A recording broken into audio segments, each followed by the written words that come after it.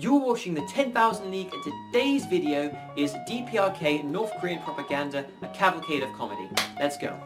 Getting straight to the stories, in 2014, Yonhap news agency, a South Korean news channel, had reported that South Korean authorities had successfully captured a North Korean spy drone. However, upon later inspection, the supposed spy drone turned out to be the door of a portable toilet, a blue portable toilet, a very mangled door, so it kind of looks as if fragments of the door are wings, but anyhow. But the damage was already done because Yonhap news agency had already superimposed a picture of the badly mangled toilet door onto a picture of Kim Jong-un to make it look as if he had a personal hand. He was overseeing the flying of spy drones into South Korean authorities' hands. Now there are so many examples of stories like this in which the media would take it completely out of purpose or purposely try to demonize the DPRK by putting out these fake stories. This is an example of a funny one, but there are a lot more malicious ones which you'll see. Here are the top 15 fake stories about North Korea that most people believed. This one comes from the British newspaper The Guardian. They reported that North Koreans had reportedly, maybe claimed to have been, you know, the kind of language that newspapers use when they want to print the story, but they know in their heads that this is probably going to be rubbish later on. That North Korean archaeologists had claimed to have discovered unicorns, or a unicorn lair. However, The Guardian later printed a retraction because the story, of course, it was not true. They blamed it on a mistranslation. I don't think it was a mistranslation. I think they wanted to get the story out and they wanted to get a lot of likes and shares, like a lot of stories about North Korea do. The truth is that North Korean archaeologists had claimed to have discovered, or they did discover, a tomb which mentions a unicorn, which their version of a unicorn is actually nothing like ours. Their version of a unicorn is a quillin and it's more akin to a dragon and nothing like a horse with a horn in its head. This is like, imagine North Korean archaeologists claim that British people believe in King Arthur because a book that they discovered mentioned King Arthur and therefore everybody in England must believe in King Arthur. It's ridiculous. It's ridiculous to think that just because DPRK archaeologists discovered a tomb that mentions Quillin, if I'm pronouncing that correctly, which I'm not, that they believe in it. The Guardian later printed a retraction, so they saved face. You can see the original article and the retraction in the description, so you can compare the two. It's a lot of fun. All the links for the stories which I mentioned will be in the description, and you can look at that by just clicking see more and scrolling down. If you find any more stories, then post them in the comments. Now, I once met a North Korean ambassador, and I asked him about this story, about the unicorn story, how ridiculous it was, of course. And I asked him, do you believe in unicorns? One of the reasons I was interested in socialism before I knew what it was the ridiculous stories that people would say about North Korea. My favourite one claimed that all North Koreans, including their government, believe in unicorns. It's kind of a joke question, but can you tell me what you think about unicorns? What do you think about unicorns?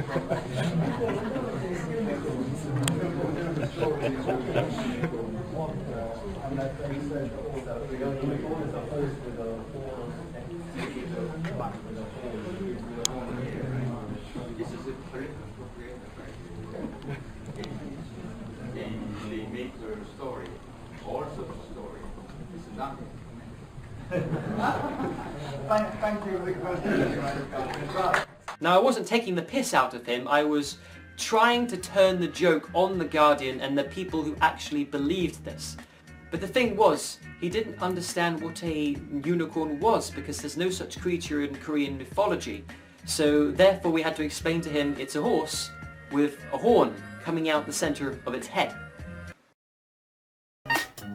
Execution by 120 dogs. Now this is one of those stories that hundreds of thousands of people in the West and North America believed. They should have known better. Apply the tiniest bit of criticism and skeptical thinking to this story and it's absolute bullshit. But I am putting it here because so many people believed it. The Independent, the British newspaper, reported this story as the truth. reportedly says, reports claim, newspaper claims, all this different language that newspapers use to try to detract responsibility onto another newspaper, and if it is fake then they can't blame themselves. So Daily Mail reported will be what the Independent would say. You should look out for this language in media. The story that Kim Jong-un had people executed via packs of 120 hungry dogs, of course it was a fake story. The Independent reported it, but then the Independent reported a retraction claiming, well not claiming, but claiming responsibility. Oh, okay, it was rubbish. It actually originated from a satire site, it wasn't true, we are sorry. Executions for watching foreign films. Now this story also comes from the Independent, and whether they had a new editor, I don't know. The Independent haven't learned their lesson, even though they have printed a retraction for the last 120 dog story. The Independent reported that there were reports, anonymous, defector says something, anonymous intelligence secret super report or whatever, that North Korea was executing people in public stadiums for watching foreign films. Now, number one, there is no law which I am aware of in the DPRK that dictates that people should be sentenced to death, or even that it's illegal for people to watch foreign films. Secondly, we live in the information age where these kinds of myths don't go unchallenged for very long. A quick YouTube search can give you results for Pyongyang's 13th International Film Festival, celebrating films from the West, from Britain, from Egypt, from Germany, from Canada, from China, from Russia, all over the world. They celebrate it at this festival. I don't think that North Korea is a film that despises foreign films. They seem like a country that celebrates foreign media. In fact, there was a film that was made from British producers. It was called Comrade Kim Goes Flying. It was about a coal miner who wants to become a trapeze artist. It was made with a partnership of a British travel company that were selling it, and they were using it to promote their travel campaigns into North Korea too. Very fun film. You can see a link to the details of that below, like everything I mentioned in this video. So this story claiming that people are executed for watching foreign films, it's baseless. There are 1, 2, maybe 5 defectors from North Korea that come to South Korea and also say that the story is true. But that's only 5 or 6 people out of tens of thousands of people who have left the DPRK who don't come out with this crazy story that people were executed for watching foreign films. And there's no evidence anywhere, except for maybe 5 or 6 people claiming that they saw it, that the DPRK executes people for watching foreign films. The next story on the list, Kim Jong-un executed his girlfriend. Now, just like the other stories, anonymous intelligent reports claim, 1 or 2 people claim to have known something which they have no evidence, some other newspaper said this, therefore it must be true, and we can put responsibility onto them if it's ever wrong. This story came from the Telegraph, but it was also posted by Chosun Ilbo, Business Insider, Huffington Post. I say it came from the Telegraph, but I don't know where this originated from. But I know that the Telegraph, although they did publish this story claiming that Kim Jong-un had executed his girlfriend, they also published a retraction. You can see the links for these stories in the description below. The story which they published that he did execute her, and the story where they say, sorry, she appeared on television alive and well, we couldn't get away with this nonsense story. But think about this. Chosun Ilbo, if I'm pronouncing that correctly, Business Insider, the Huffington Post, a lot of other media websites all fell for this. None of them ever thought, okay, there's no evidence for this, maybe we shouldn't report it because ethics in journalism, maybe we shouldn't try to deceive people just to get likes and shares on our site. It's very worrying that so many major news corporations like the Telegraph, the Independent, the Guardian are falling for such silly tricks, and their editors are not applying basic criticism and skeptical thinking to the stories that they publish. They really should, thinking that these people have hundreds and thousands of subscribers, social media following, physical subscribers for their newspaper that's in almost every shop. You think that they'd have some kind of responsibility in their heads, that they should say, I shouldn't publish these stories because I'm deceiving people. But no, they go ahead and publish it anyway. It's wrong, it's disgusting. The next story, how Americans live. Now, this was a video that appeared online claiming to be a North Korean documentary. Now, in the video, it says that American people, people in the United States, are so poor that they live on the streets and they have to melt snow into water to drink it, because that's how poor they are. Now, this story was reported by the Huffington Post, and it was also reported by Wired, which said this message is in line with North Korean propaganda, blah blah blah. None of them have any evidence that this documentary was actually from North Korea. And that's because it wasn't. This documentary that appeared online actually originated with a satire site, well, a satire YouTube channel. A man called Alan Hill, who's a British travel writer who very commonly publishes satire about North Korea, published this online. The claim that people in the United States have to melt snow and drink that in water to survive, and that there are people living on the streets, this isn't some crazy propaganda message, it's true. The United States has what's called a homeless population, in which people under capitalism, their homes have been taken away, they cannot afford it, their medical bills were too expensive, they got into a habit they shouldn't have, they were made redundant, no fault of their own, and they lose their house. And if there's no shelter that they can go to, those places are horrible. I would say there is no shelter that they can go to, which they could be safe, they end up on the street. And they end up having to melt snow to survive. They end up living or sleeping on cardboard boxes. In the United States, in some extreme cases, there are people who live in storm drains and the sewer, because that's the only way that they can survive, where they can find somewhere safe. And even if they can find somewhere safe, there's no guarantee that they won't be beaten or threatened or arrested by the United States police, who are very infamous for their brutality against homeless people.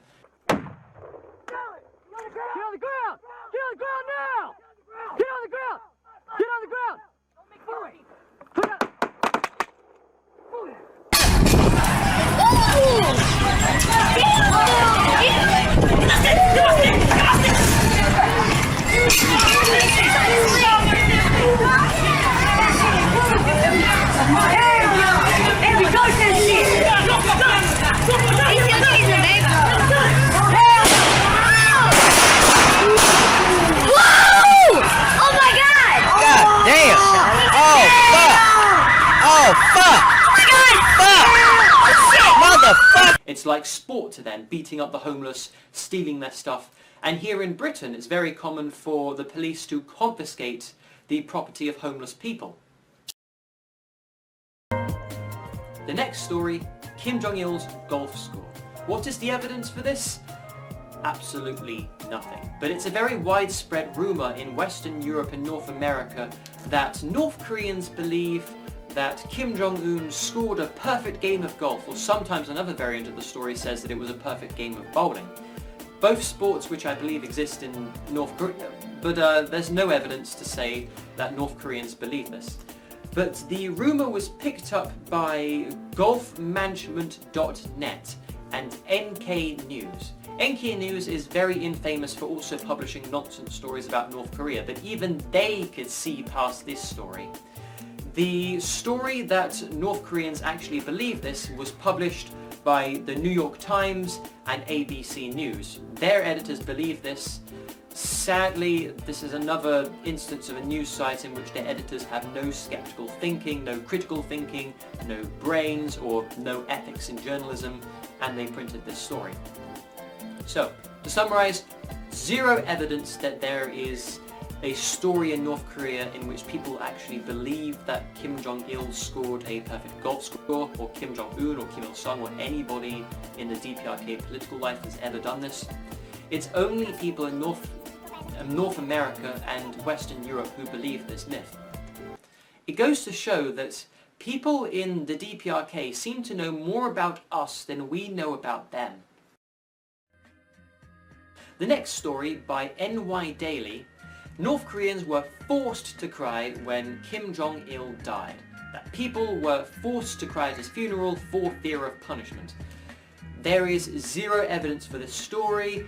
reports claim, anonymous South Korean intelligence report, South Korea claims, news agency claims, but there's no evidence for this, just like all of the other stories that I'm labelling in this video. But again, I'm saying it because a lot of people believed this, that North Koreans were forced to, on punishment of death or torture or gulag, that they had to cry at this funeral or else. So it should be enough to say that there's no evidence. After all, any claim that can be made without evidence can be dismissed without evidence. But it's also worth mentioning that North Korea is not the only country to do this. South Korea have also had mass cases where people would be crying in the streets when their politicians died, although it's not so exaggerated as it is in North Korea. The next story: women were banned from riding bicycles in North Korea. The evidence for this? Absolutely nothing. But it was reported by ABC News as the truth. They believed that in North Korea there was a ban on women cycling, and that supposedly this ban on women cyclists was lifted in 2012.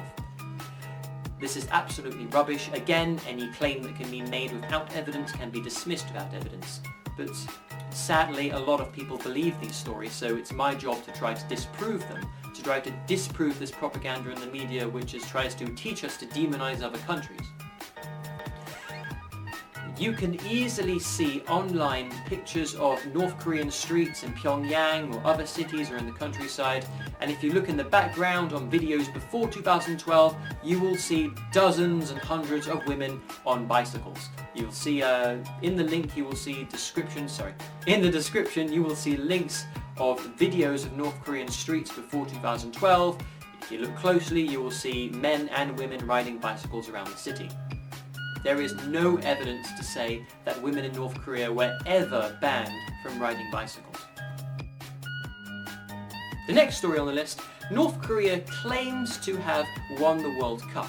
Now this story was reported by the Toronto Sun and Unilad.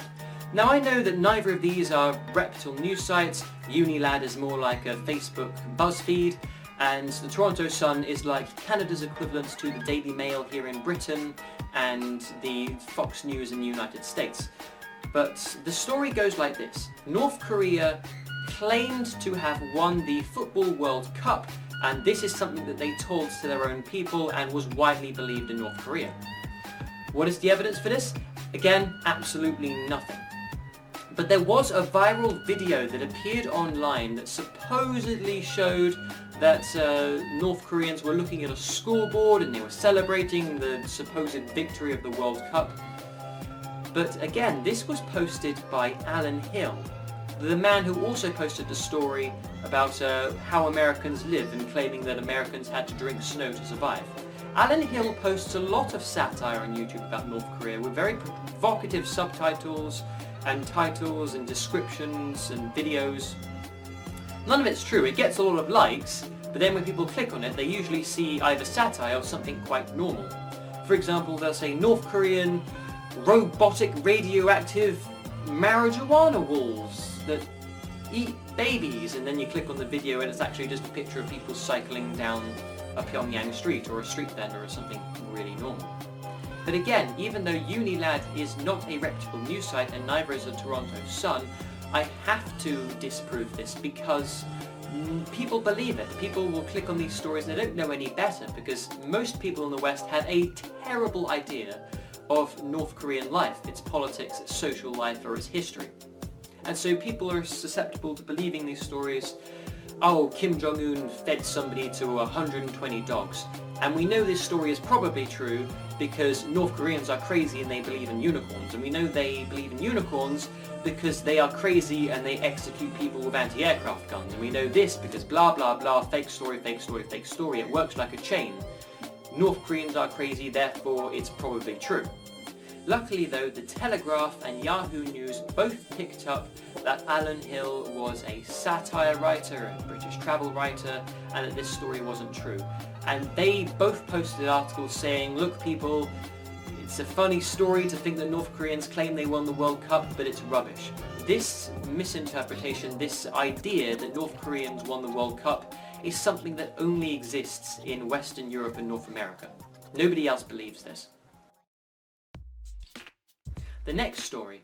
North Koreans are forced to choose from a selection of haircuts. Or another variant of the story is that North Koreans are forced to have haircuts to look like Kim Jong-un. Now this is absolute bullshit. If North Korea put out a story claiming that British people were all forced to have haircuts like David Bowie, you would know this is not true, because you have seen pictures of British people and they don't all have hair like David Bowie.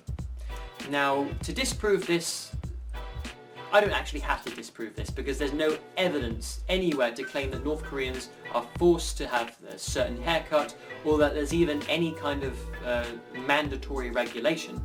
There might be tradition, there might be accepted norms for the society.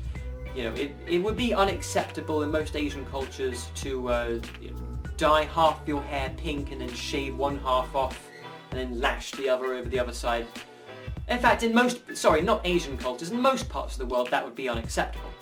But as far as my knowledge, there's no legal requirement for people's haircuts. There is a viral picture of a supposed list of the mandatory haircuts going around online, but it's just an ordinary hairdressing salon menu where you choose out the haircut that you want. There's nothing wrong with that. We have that in Britain, we have that in the United States, and France and Germany, everywhere. Why people see this picture and immediately assume North Koreans are forced to do this, you know. It's not as if North Koreans would ever want a chart in which they can pick out their favourite haircut. This story was reported by Radio Free Asia. Radio Free Asia, their very purpose is to put out fake stories and demonising stories against Asian countries that the United States does not like. Their very purpose is to demonize countries that the United States wants to later stabilize, and to turn public opinion against them to support destabilizing these countries. Much like they did in Iraq and Syria and Libya and Nicaragua, and they tried to do in Cuba, much like they tried to do in Korea and the Soviet Union, which they eventually succeeded in the Soviet Union, but that's a story for another time. The BBC, sadly, one of their editors re-reported the story saying Radio Free Asia claims North Koreans are forced to do blah blah blah blah, and the rumour went like that. Hundreds of thousands of people believe this. If you go on to Facebook stories about North Korea, you'll see people commenting, North Koreans are stupid because they're forced to have haircuts, when actually the people commenting that are the stupid ones, because they're the ones who don't understand how to apply critical thinking and skepticism to the stories they see in the news. Another story by Radio Free Asia. The North Korean football team in the World Cup was tortured or punished or brutalized or imprisoned because they didn't win the World Cup. What is the evidence for this? Absolutely zero. Who reported it? Radio Free Asia again. A news media that its purpose is to spread lies against Asian countries that the United States wants toppled. Now this story was also reported by the Daily Mail too, which the Daily Mail in Britain is like the equivalent to Fox News in the United States and a Toronto Sun in Canada. But again, you know, people believe this, therefore I have to disprove it. But say this to yourself: any claim that is made without evidence can be dismissed without evidence, and there is no evidence of this story. FIFA was very concerned because the story was garnering a lot of attention, and they launched an investigation into it. The investigation found that these accusations are absolutely baseless. Radio Free Asia they didn't mention Radio Free Asia to my knowledge, but that these reports are baseless accusations with no evidence against them, and it's rubbish, and there's no reason to persecute North Korea for these false claims. Now the next story, North Korea claims to have landed people on the sun. This originated from a satire news site called the Waterford Whisper News. It's a website, you'll see a link in the description which you can visit it yourself. This story made the Waterford News so popular that one of their administrators claimed that his website almost crashed, and it had over 1 million views on this story. And I believe that I saw it on Unilad once, but I don't have the link, I can't find it, I'm sorry. This is so widely believed by people on social media, and it was spread on Reddit, on Facebook. Luckily though, as far as to my knowledge, no major news sites such as the Telegraph or the Independent reported it as a truth, but it's widely believed that North Korea claims to have landed someone on the sun. There is no evidence, and this story originated from a satire website. That should be enough. People should have seen the story, saw that it came from a satire site, said ha ha, very funny, and got on with their lives. But the reason that I'm making this video is to disprove these myths. These myths, some of them are satire, some people are silly enough to believe to it, but there's a dual purpose. You should apply skepticism to every story that you see in the media. And these are brilliant examples of how so many people can be tricked into believing something that isn't true.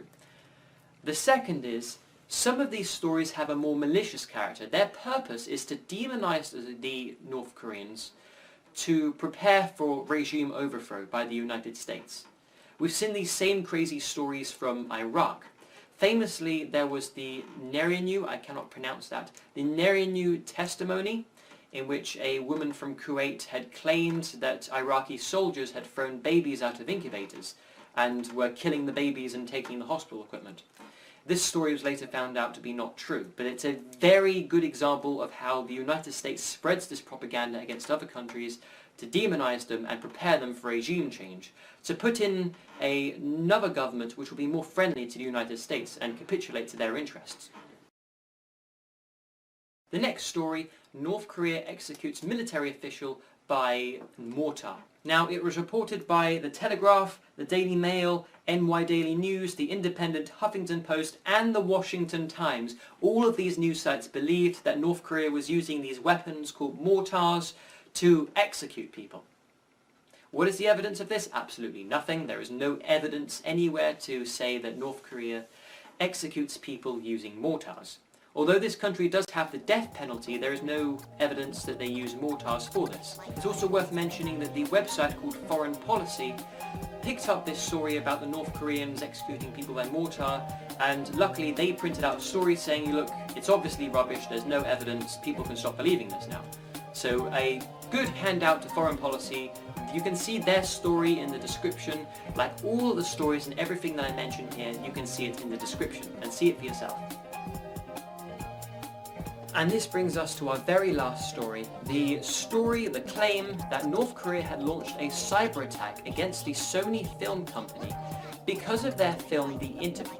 Now, The Interview was a film about North Korea. It was a comedy satire made by a man called Seth Rogen.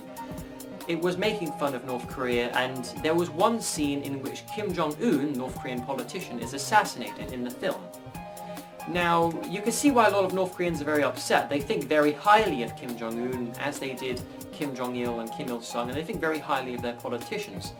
So to see a film like this, it upsets them, it angers North Korea a lot, but a lot of news media claims that North Korea threatened war over this film. But this is not true. There's no evidence to say that North Korea ever threatened war. There might be mistranslations, misquotes, there might be very angry reportings from the North Koreans who, very understandably despise this film. Imagine if North Korea made a film where they assassinate Barack Obama. Can you imagine the outrage that Americans would feel over assassinating the man who is their leader, their commander-in-chief? It feels like an attack on Americans. When they see this other country making a film about assassinating their leader, they identify with it. They're like, oh, the North Koreans want to assassinate us. Look, the North Koreans made this film, they want to attack us. That's what Americans would think, in my belief. But The Diplomat writes, the BBC, NPR, Washington Post all claim North Korea threatened war against the USA. However, again, there is no evidence for this. But what makes this especially worrying is that Barack Obama, President of the United States, believed this story himself, believing that North Korea was responsible for the cyber attack on Sony. There's no evidence to say that North Korea launched this cyber attack on Sony. A lot of people believe this because the film happened to coincide with the hack, and they think, oh, North Koreans are offended by the film, therefore they are the main culprits, therefore we can safely assume it was North Korea. But Barack Obama, he is a man who has the NSA, the National Security Intelligence, at his helm, who can monitor all the internet traffic, almost 99% of internet traffic around the world, who soaks up billions of emails, texts and phone calls a day with the NSA, can access it, and has the world's most advanced military intelligence agencies at his beckoning. I do not believe that he fell for this story. I believe that he was trying to garner more support for sanctions, tougher sanctions on North Korea, and he was using this hack on Sony as an excuse and justification to do so. Now those are all the stories, but here is my conclusion. These fake stories, sometimes they are a mistake, but they serve two dual purposes. One, for journalists who are lazy, for journalists who are liars and have no ethics, for journalists who just want to get famous really quickly. And they know that they can do this by spreading lies about North Korea. These journalists will post it, and they get a lot of shares and likes on Facebook, and they get a big social media following very quickly in a short amount of time, and that's their way of getting very famous and establishing themselves in their career. But there's a second purpose, as we've seen with Radio Free Asia and a lot of sites that should know better. These stories serve as propaganda to demonize North Korea in preparation for regime change. A lot like Libya, the United States published a lot of stories about Libya to demonize them before the NATO bombardment, which toppled their independent government of Gaddafi and installed a rebel government which would capitulate to British, United States and other NATO countries' demands. In Libya during the war, they funded mercenaries, NATO bombed the country, and that's how it was defeated. An African country with no way of fighting back was being destroyed by the most advanced military technology systems that have ever been witnessed to the human race. It was a completely one-sided battle. It was cowboys versus Indians. It was cowboys with guns versus Indians with bows and arrows. Currently in Syria, the United States pumps out a lot of fake stories which they can't back up. They'll say Assad or Russia bombarded a hospital. If you ask them for the location of the hospital, they'll say intelligence claims, anonymous intelligence reports, blah blah blah blah blah blah. They're currently spreading propaganda to try to support British, American and other NATO countries' airstrikes on Syria to again topple their independent government and install a puppet dictatorship which will capitulate to NATO demands. And this is happening also in Ukraine right now. There was a colour revolution in their country in which far-right nationalists are now in power. Svoboda, and their borders are being controlled by neo-Nazi militias and far-right nationalists such as Right Sector. In fact, the Ukrainian government right now has hundreds and hundreds of neo-Nazis under the banner of Azov Battalion. They are serving in the Ukrainian military and police. Their flag is a mishmash of multiple SS German Nazi symbols such as the wolf's angle. And they are on the current front lines fighting against the newly independent governments in the east of Ukraine, Luhansk and Donetsk. So these are modern examples. So when we see these stories about North Korea, they execute people, blah blah blah blah, by mortar cannons or 100 different aircrafts flown with dogs, I don't know. When they publish these stories, it's very clear. It's the United States trying to get us to support regime change in North Korea. To support bombing them, to support sanctions, and to support the eventual change of their regime. Thank you, this has been 10,000 League. If you want to know what the North Koreans' perspective is and their point of view, look at these videos. These are all talks by North Korean embassy representatives in Britain. All of these talks are hosted by the CPGB-ML, Communist Party of Great Britain Marxist-Leninist, the party that I belong to, and the party which is advertised on all of these posters here, these 4 posters, beautiful in the background. If you want to know more about them, look at the descriptions and link, and look at their YouTube channel, Proletarian TV, the YouTube channel of the CPGB-ML, Communist Party of Great Britain Marxist-Leninist. Thank you, goodbye.